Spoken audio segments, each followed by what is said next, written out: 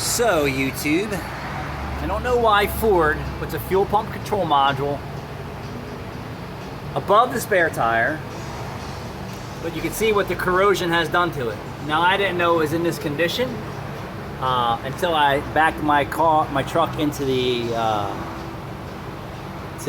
boat ramp to go sea doing with my son. I went in a little too far and kapooey right in the middle of the ramp. But you can see it was cracked open. And that's that. It filled up with water, and there goes the fuel pump control module. Well, on top of that crap, this was seized and rotted out, so I had to cut my spare tire off just to get that off. But I'm going to show you what the new one is, and I'm probably going to move it up higher. I don't know. Let me just see what kind of shit that they give you in the new box. So we're going with a standard FPM 100. So it comes with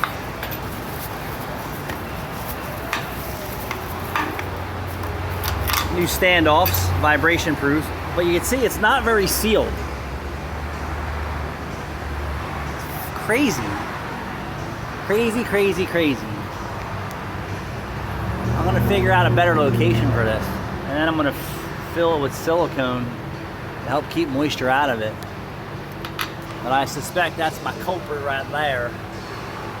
You might want to pull your spare tire down, take a look, and then check the ground wire too if your chassis is crusty like mine.